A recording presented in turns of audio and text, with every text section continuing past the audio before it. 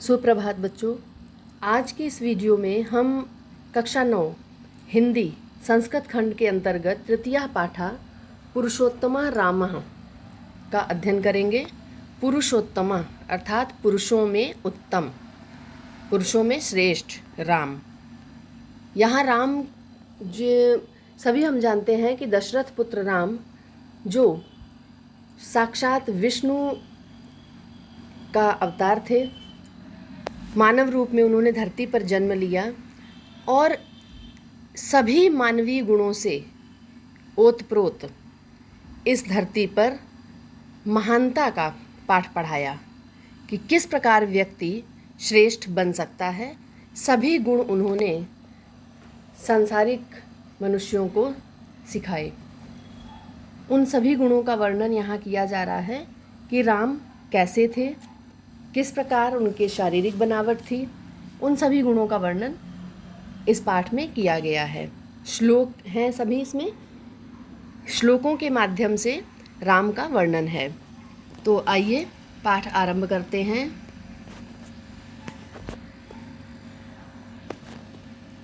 पहला श्लोक, इक्ष्वाकुवंश प्रभवो।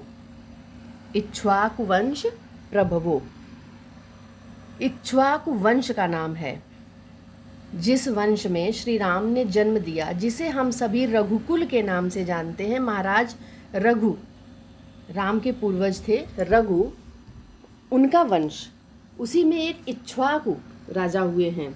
इसी वंश में एक इक्ष्वाकु नाम के राजा हुए थे।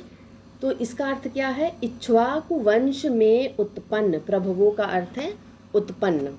रामो नाम जने श्रुता, लोगों में राम नाम से जाने जाते थे, राम नाम से सुने हुए। श्रुता का अर्थ है सुने हुए। तो इसका हम तात्पर्य क्या निकालेंगे? जाने जाते। लोगों द्वारा राम नाम से जाने गए या राम नाम से सुने हुए, इक्ष्वाकु वंश में उत्पन्न। राम नहीं दिया है, केवल राम नाम से दिया है। तो हम फिर जब आगे राम लिखेंगे उसको हम ब्रैकेट में लिखेंगे। कैसे लिखेंगे? लोगों द्वारा राम नाम से सुने हुए, इक्ष्वाकु वंश में उत्पन्न राम, राम को ब्रैकेट में, आत्मा को नियत आत्मा, आत्मा को वश में करने वाले। नियत आत्मा का अर्थ है आत्मा को नियत करना, संयम में करना या वश में करना। आत्मा को वश में रखने वाले महावीर्यो, महान वीर्य, महान वीर या महान बलशाली। धृतिमान, धृतिमान का अर्थ है धैर्यवान। वशी, वशी का अर्थ है इंद्रियों को वश में रखने वाला, जिसने इंद्रियों को जीत लिया हो। जितेंद्रिय, वशी का अर्थ जितेंद्रिय। पूरे श्लोक का हमें अनुवाद लिखना है, अर्थ लिखना है। कैसे हम लिखेंगे? सबसे पहले तो हमें संदर्भ लिखना है। प्रस्तुत श्लोक हमारी पाठ्यपुस्तक हिंदी के संस्कृत खंड में पुरुषोत्तमः नामः शीर्षक में संकलित है। इसमें भगवान राम के गुणों का वर्णन किया गया है। इसके बाद हिंदी अनुवाद, पहले संकेत, संदर्भ, फिर अनुवाद। अनुवाद हमने बता दिया कैसे। लोगों द्वारा राम नाम से सुने हुए, इक्ष्वाकु वंश में उत्पन्न राम, आत्मा को वश में रखने वाले, महान बलशाली और धृतिमान, धैर्यवान तथा वशी। कैसे? जितेंद्रिय, इंद्रियों को वश में रखने वाले हैं। तो ये पहले श्लोक का अनुवाद हो गया। अगला श्लोक, बुद्धिमान नीतिमान वाग्मी श्रीमान शत्रु निर्वहणा, विपुलांशो महाबाहु कंबुग्रीवो महाहनु। बुद्धिमान का अर्थ है बुद्धिमान। श्री राम कैसे थे? बुद्धिमान, नीतिमान, नीति में निपुण या नीतिमान। वाग्मी, वाग्मी का अर्थ है बोलने में कुशल, बोलने में चतुर या बोलने में निपुण। और श्रीमान शत्रु, संधि विच्छेद करिए इसका, श्रीमान धन शत्रु धन निर्वहणा। श्रीमान धन शत्रु धन निर्वहणा। तो इसका अर्थ क्या है? श्री, श्री का अर्थ है लक्ष्मी या शोभा, लक्ष्मी से संपन्न और शत्रु निर्वहणा, शत्रु को नष्ट करने वाले। शोभा से संपन्न, लक्ष्मी शोभा से संपन्न और क्या कहा यहाँ पर, श्री राम बुद्धिमान, नीतिमान, बोलने में कुशल, लक्ष्मी से संपन्न या शोभा से संपन्न, शत्रुओं को नष्ट करने वाले, विपुलांशु, विपुल अंशो, अंश का अर्थ होता है कंधा, विपुल का अर्थ है पुष्ट, मजबूत, मजबूत कंधों वाले या पुष्ट कंधों वाले, महाबाहु, विशाल भुजाओं वाले, महा का अर्थ है महान, बाहु का अर्थ है भुजाएं, विशाल भुजाओं वाले, कंबु ग्रीवो, कंबु का अर्थ है शंख और ग्रीवा का अर्थ है गर्दन, शंख जैसी गर्दन वाले, महाहनु, और महाहनु, हनु का अर्थ है ठोड़ी, महान ठोड़ी अर्थात बड़ी ठोड़ी वाले हैं। कैसे, श्री राम बुद्धिमान, नीतिमान, बोलने में कुशल, शोभा वाले, शत्रु विनाशक, ऊंचे कंधे वाले, विशाल भुजाओं वाले, शंख के समान गर्दन वाले, बड़ी ठोड़ी वाले हैं। तो ये 2 श्लोक हो गए। अगला देखते हैं।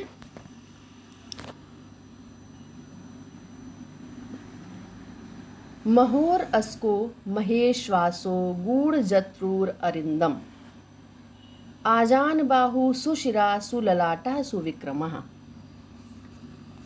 महोरस्को, महोरस्को का बड़े वक्ष स्थल वाले अर्थात चौड़ी छाती वाले।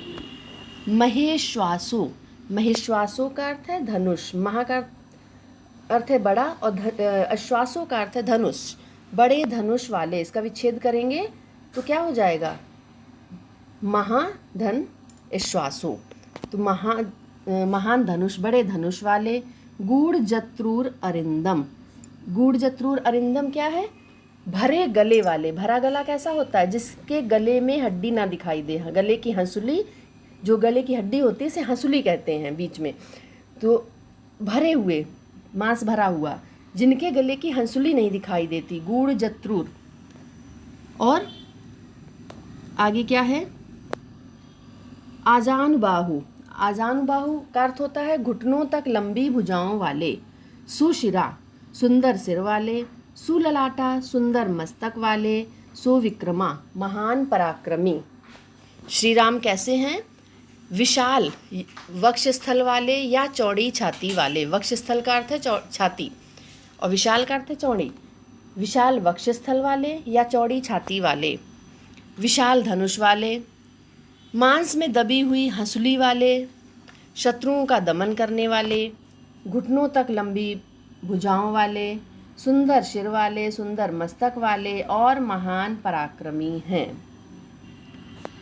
अगला श्लोक, सभी श्लोक में संदर्भ एक ही बार लिख देंगे, उसके बाद अनुवाद संख्या 1, 2, 3 इस तरह से डालते जाएंगे।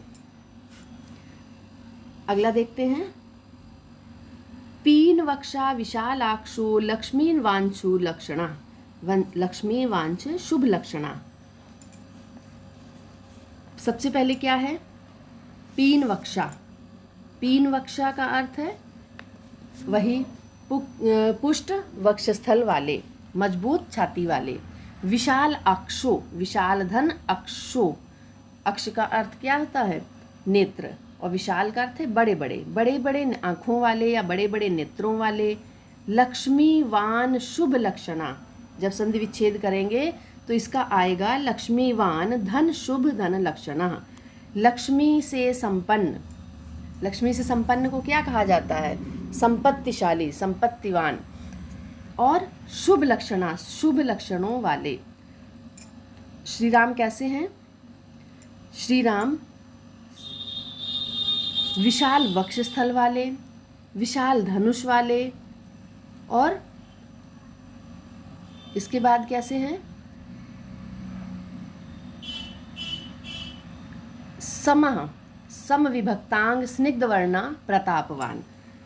पूरा श्लोक यहाँ से है। समः का अर्थ है समान रूप से, सम विभक्तांग, समान रूप से विभक्त अंगों वाले। समान रूप से विभक्त अंग से क्या मतलब है कि सभी अंग समान रूप से बटे हैं, नहीं, मतलब ये कि सभी अंग उनके समान सुंदर हैं, जितनी सुंदर आंखें हैं उतने ही सुंदर मस्तक है, उतने ही सुंदर हाथ हैं, उतने ही सुंदर पैर हैं।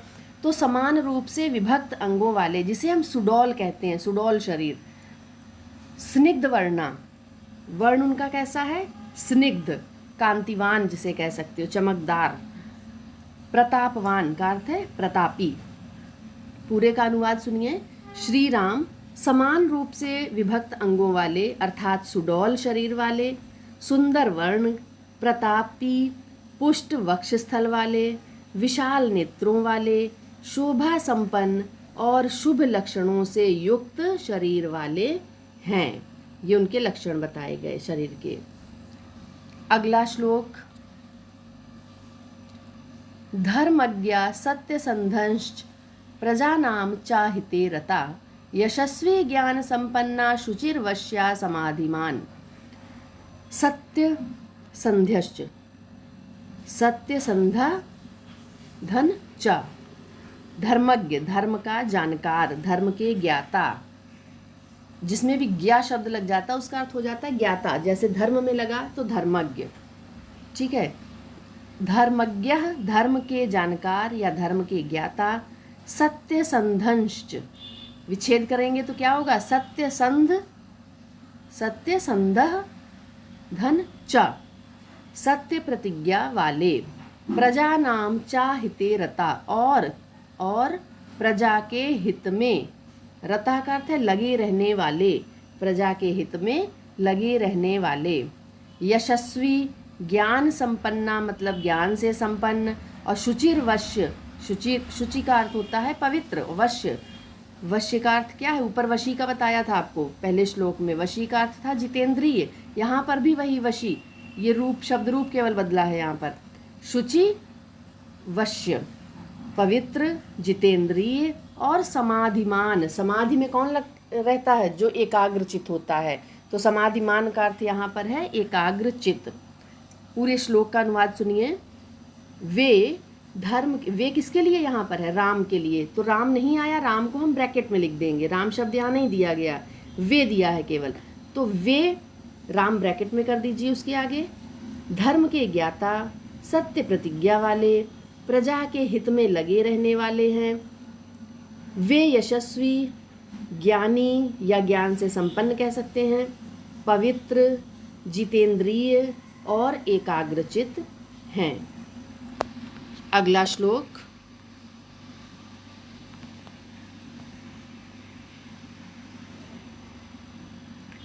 प्रजापति समः, प्रजापति ब्रह्मा के लिए कहा जाता है और समः का अर्थ है समान, ब्रह्मा के समान। श्रीमान धाता रिपु निषूदनः, रिपु निषूदना का अर्थ है शत्रुओं का नाश करने वाले। रिपु का अर्थ है शत्रु और निषूदना का अर्थ है विनाश करने वाले।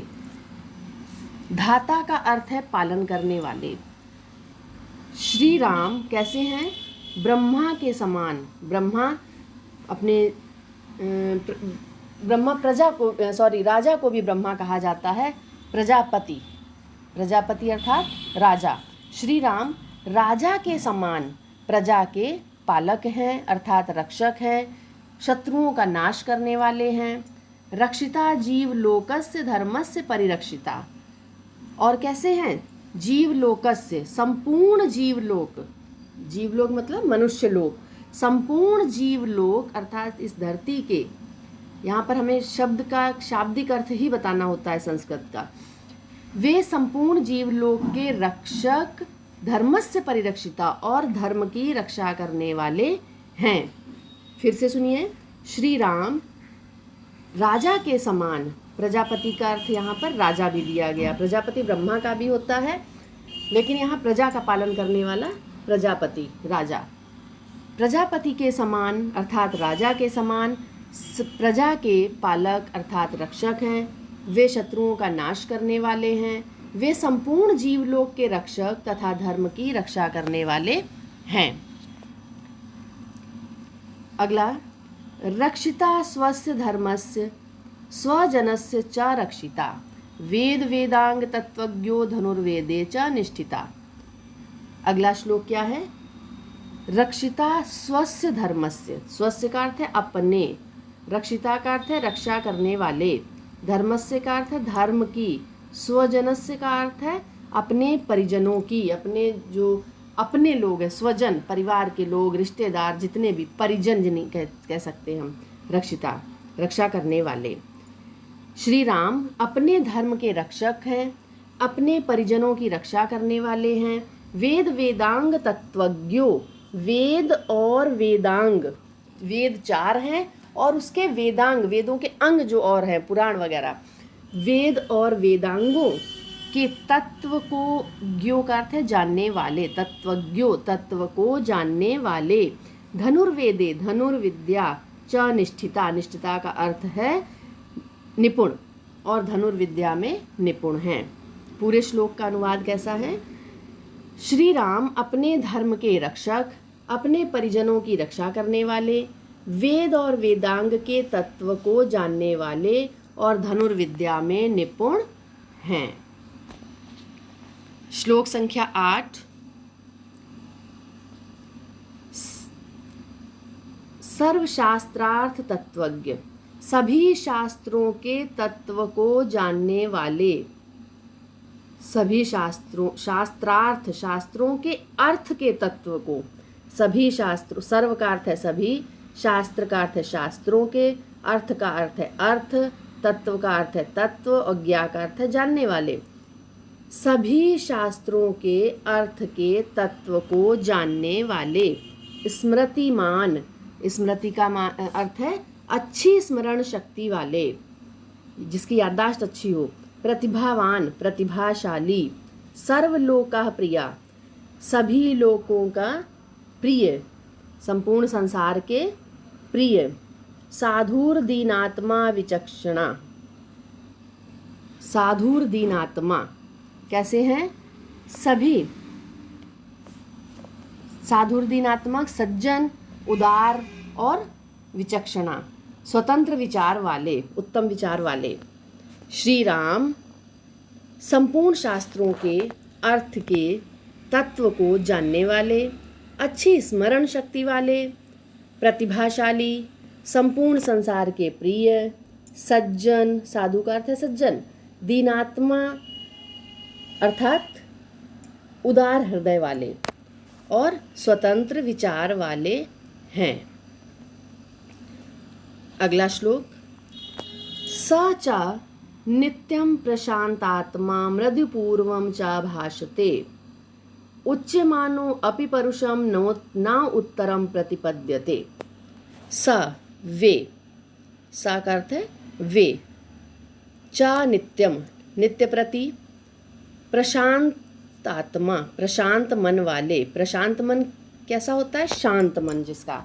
मृदुपूर्वम, मृदुपूर्वम मधुर, अपूर्वम च भाषते, और भाषते का अर्थ है बोलने वाले, बोलते हैं। मृदु का अर्थ क्या है? मधुर वाणी।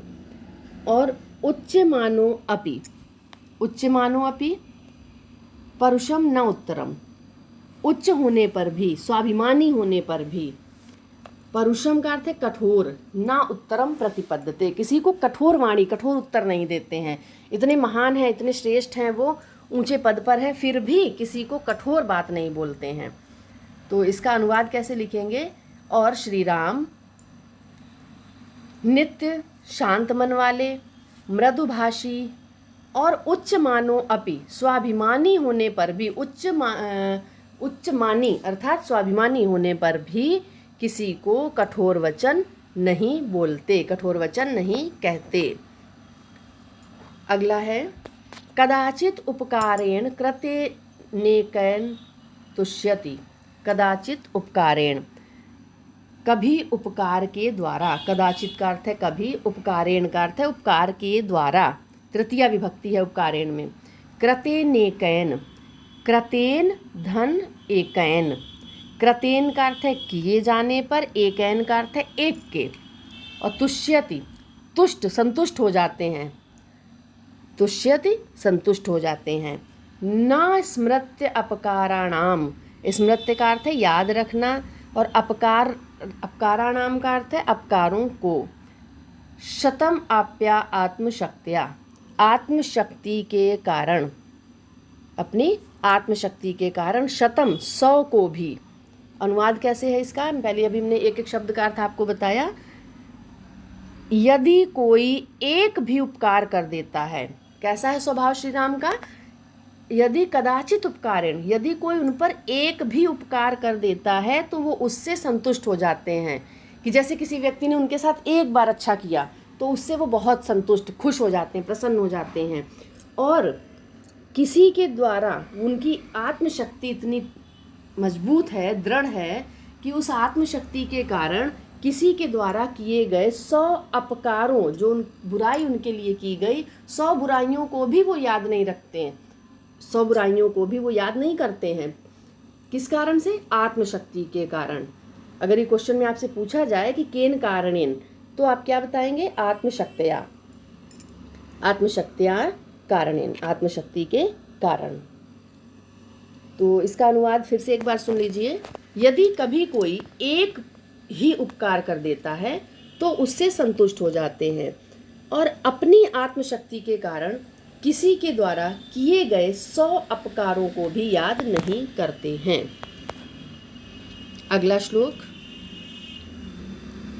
सर्व विद्या व्रत स्नातो, सर्व विद्या व्रत स्नातो, सभी विद्याओं में पारंगत। सर्व का अर्थ है सभी, विद्या का अर्थ है विद्याओं में। विद्याएं कौन सी सारी, चाहे वो धनुर्विद्या हो, चाहे वो शास्त्र विद्या हो, चाहे वो धर्म की विद्या हो, किसी भी प्रकार की विद्या, सभी विद्याओं में वे पारंगत।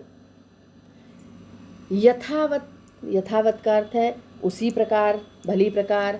सांग वेद विद, सांग वेद, वेदों के 6 अंग, वेदों के 6 अंग जो हैं उन 6 अंगों के जानकार। अमोघ क्रोध हर्षश्च, अमोघ का अर्थ क्या होता है? आपने सुना होगा अमोघ बाण चलाया, तो अमोघ का जो निष्फल ना जाए, जो बेकार ना जाए।